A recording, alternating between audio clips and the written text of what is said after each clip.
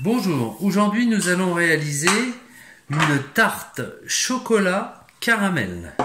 Donc pour ce faire, on commencera par faire une pâte sucrée. Pour la réalisation de la pâte sucrée, il nous faudra 200 g de farine, 120 g de beurre, un œuf, 50 g de poudre d'amande et 80 g de sucre glace.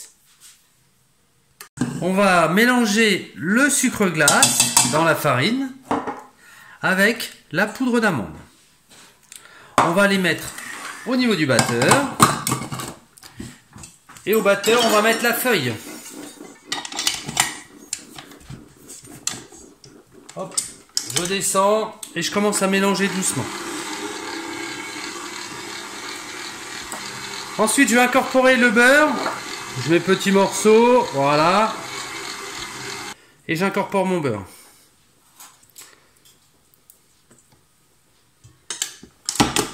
Et je mets en route au ralenti jusqu'à ce que ça fraise. Donc que le mélange se fasse entre le beurre et la farine. Je mets un petit peu plus rapide. Voilà. Et je laisse tout se mélanger. Bon bah ça y est, hein, au bout d'une petite minute, ma pâte est prête. Tout est mélangé. Donc maintenant, je vais tout vider. Donc avec une corde, je récupère tout. Voilà. Je vais faire une petite boule de pâte. Prête. Donc je peux pas l'utiliser tout de suite. Hein, c'est des pâtes, c'est mieux de les utiliser un petit peu plus froides. Donc ce que je vais faire, je vais la mettre dans un film. Et je vais la stocker 1 à 2 heures au frigo minimum. Voilà, je la mets bien, je protège bien avec le film pour éviter que ça croûte. Voilà, je l'aplatis. Voilà, j'aime bien quand elles sont lisses. Et je vais la mettre au frigo pour au moins 2 heures. Pour la préparation de la ganache chocolat caramel, il nous faudra de la crème fraîche liquide. Il nous en faudra 100 g. Il nous faudra du sucre. Il nous en faudra 75 g. Du beurre. Il nous en faudra 70 g. Il nous faudra 2 g de sel. Il nous faudra 100 g de chocolat. Nous allons faire un caramel au sucre mais sec. Donc on va mettre le sucre dans la casserole. Et on va le démarrer au feu sans y toucher. Voilà, on met le sucre dans la casserole, sans eau, sans rien. Donc c'est ce qu'on fait à sec. Et on met à feu vif. Voilà, on mélange bien le sucre. Voilà, mon caramel il est joli, il a une belle couleur. Hein, je veux pas non plus qu'il soit cramé. Ok, c'est pas mal. Donc là maintenant on va ajouter la crème. Quand je vais mettre la crème, ça va vraiment faire beaucoup de buée, de bulles, d'ébullition. Donc il faut bien mélanger, hein, et pas se mettre trop en dessous. Allez, on mélange. Voilà, nickel. Voilà, le choc thermique. On mélange bien l'ensemble. On met notre crème en plusieurs fois. Voilà. Au début, ça risque de faire un petit peu des blocs, mais c'est pas très grave. On va le laisser chauffer pour faire fondre le bloc. Alors là, j'ai un petit morceau de caramel, donc je vais mélanger bien dans ma crème qui bout, de façon à le faire fondre. Voilà, mon petit morceau, il diminue au fur et à mesure. Donc je mélange bien, que ce soit liquide et qu'il n'y ait plus un seul morceau. Voilà, mon caramel est fondu. Maintenant, je vais le verser dans le chocolat. Et je récupère tout à l'aide d'une maryse. Voilà, une fois que mon chocolat est bien fondu, j'ajoute le beurre, petit morceau par petit morceau.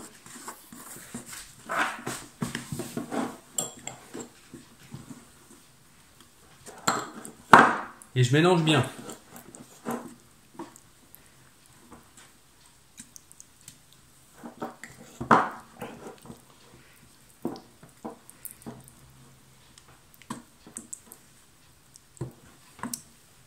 Je mélange bien jusqu'à ce que le mélange soit bien lisse et qu'on ne voit plus de morceaux ni de beurre ni de chocolat. il est superbe. Ça nous fait un joli ruban. Donc après, maintenant, je vais mettre ça au frigo. Donc je reprends ma pâte. Donc je vais fleurer légèrement. On avait vu une autre méthode avec la tarte au citron, hein, où on le faisait entre deux papiers. Là, on va le faire en farinant. Hein, c'est un petit peu mieux pour moi. Alors j'écrase un petit peu. Donc quand c'est vraiment trop froid, on le laisse à l'extérieur encore un petit peu qu'il s'attendrisse pour pouvoir quand même l'étaler. On cherche à pas être trop généreux quand même sur la farine. Mais on se méfie parce que c'est une pâte qui a tendance à coller.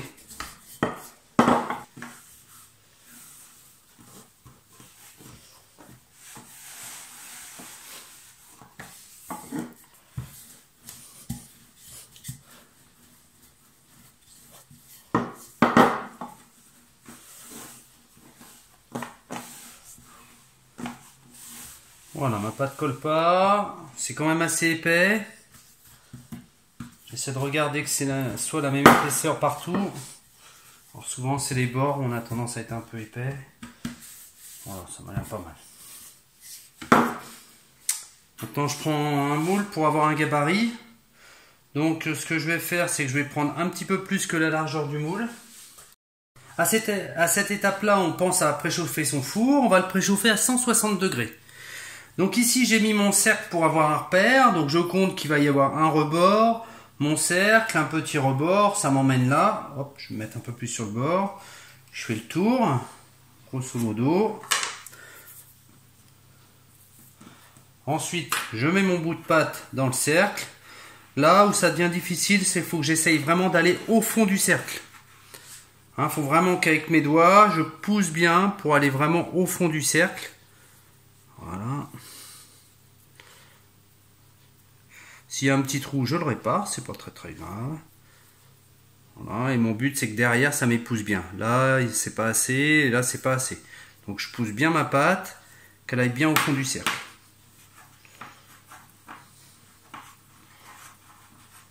Voilà. Une fois que c'est fait, je prends mon couteau et j'ébarbe. Alors je vais de l'intérieur vers l'extérieur. Tac, tac, tac. Là, elle est prête. Je la mets direct sur ma plaque. Donc là, moi j'ai choisi une petite plaque comme ça, assez aérée. On peut faire la même chose avec une plaque normale et du papier, papier cuisson.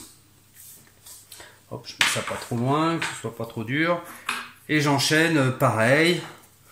Je vois à peu près, je fais le tour. Tac. Pour mes cercles, théoriquement, je suis pas obligé de les beurrer. Comme c'est une pâte qui est assez grasse, normalement, ça peut passer sans. Mais moi, je préfère quand même les beurrer par précaution, parce qu'à nettoyer après, c'est quand même ennuyeux. Et puis, ça permet que ça colle un petit peu plus. Donc, je fais bien mes bords.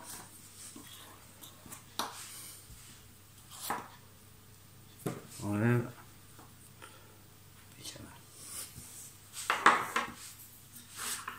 Ensuite, il existe une autre méthode. Alors, ce qu'on peut faire en autre méthode, c'est qu'ici, je viens enfoncer pour prendre un emporte-pièce. Voilà. Donc là, j'ai pris mon fond.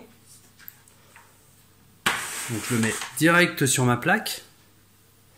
Donc, je rentre bien mon fond à l'intérieur. Voilà, là, il est prêt, je le laisse comme ça. Donc, ensuite, je vois l'épaisseur. Je vois l'épaisseur de mon cercle. Je vais me mettre ici et je vais faire une bande. Hop, alors ma première bande de repère. Et ensuite, je fais une deuxième bande. Alors ça, c'est une méthode qui est intéressante parce que ça me le met en deux pièces et ça me permet d'avoir un joli coin. Donc là, ça va être dur à transporter. Donc pour l'emmener d'un point à l'autre, donc déjà, je coupe le bout et je vais rouler un petit peu ma bande. Voilà. Donc là, elle est un petit peu longue, je la coupe ici. Voilà, je me mets à l'intérieur et je déroule ma bande autour. Voilà. Tac. Ah bah j'ai fait un petit peu court. Donc si c'est un peu court, c'est pas grave. Je regarde ce qui me manque. Tac. Je coupe le bout qui me manque. Je le remets bien. Et voilà. Et donc là, du coup, j'ai un fond qui prend bien le fond et qui sera bien, genre un bel angle au fond. Même principe une fois que c'est fini. Tac. De l'intérieur vers l'extérieur, mon couteau parallèle. Voilà, hein, pour pas prendre à l'intérieur de la pâte. Et j'enlève mes morceaux de pâte. Pareil, quand je retravaille ma pâte comme ça plusieurs fois, si je vois que ma pâte elle est trop molle, bah c'est pas grave, je l'étale un peu comme ceci et je la remets au frigo pour pouvoir mieux la retravailler après et pas me faire un truc qui devienne un petit peu liquide.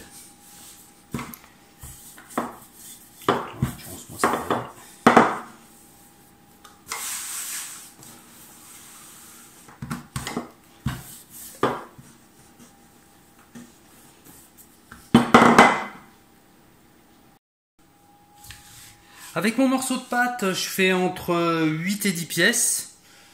Là, moi, je peux en faire 9, mais j'ai cuit cercle là, donc je m'arrête à 8. Après, ça va dépendre un petit peu de l'épaisseur qu'on va faire. Donc, je viens piquer mes fonds. Parce qu'à la cuisson, ça risque de bouger un peu, ce qui n'est pas très grave. Et vous avez vu, c'est une pâte qui a tendance quand même à chauffer un petit peu, à se ramollir. Donc pour lutter contre ça, je vais la mettre au frigo. Je pourrais même la mettre au congèle, mais au congèle, j'ai pas de place. Donc je vais la mettre 10 bonnes minutes au frigo, que ma pâte durcisse. Et après, je la mettrai à cuire. Donc je vais la cuire en 2 temps. Je vais mettre mon four à 160 degrés, comme on l'a déjà dit.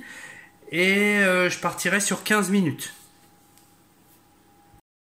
Donc j'ai laissé mes tartelettes un bon quart d'heure au frigo. Donc là, elles ont durci, elles sont bien dures. Donc maintenant, je vais les enfourner.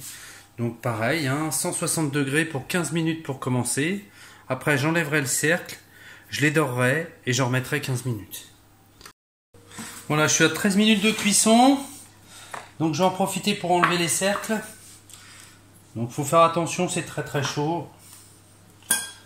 Donc l'idée, c'est d'enlever bien les cercles. Si j'ai des bouts qui sont un peu dessus, hop, je coupe et j'enlève.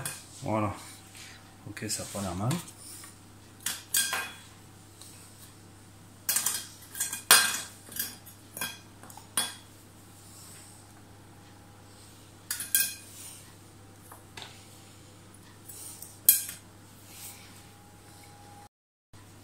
Je réalise une petite dorure avec un jaune d'œuf et de la crème fraîche. Alors si j'ai pas de crème fraîche, je prends du lait, c'est pas très grave. L'idée c'est que ce soit quand même que ça me fasse une belle dorure et que ça me colore un petit peu mes tartelettes. Donc ici, hop, je vais mettre de la dorure à l'intérieur. Le but de la dorure à l'intérieur, c'est que ça protège. À l'extérieur, c'est que ça colore, mais à l'intérieur, c'est que ça protège bien ma tartelette. Que ça lui fasse comme un petit film protecteur entre la tartelette et l'appareil qu'on mettra avant, pour qu'elle reste toujours sèche et qu'elle ne devienne pas un petit peu molle, un petit peu humide. Donc je dors bien l'intérieur, pour moi c'est presque le plus important, c'est l'intérieur.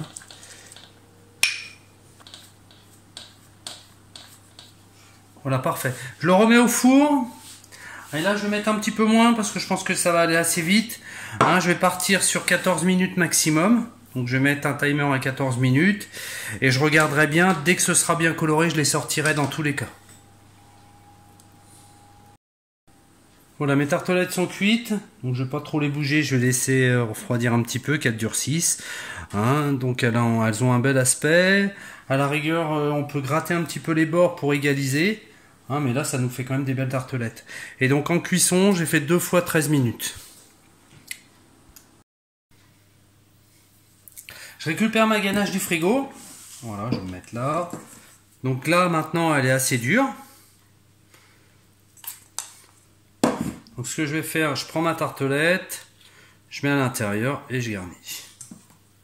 Voilà. Tac.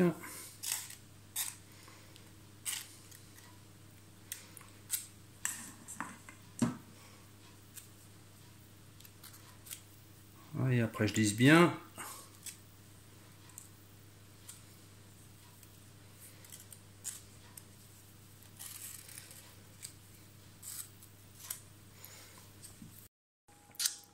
Voilà, ça nous a permis de réaliser 6 tartelettes au chocolat.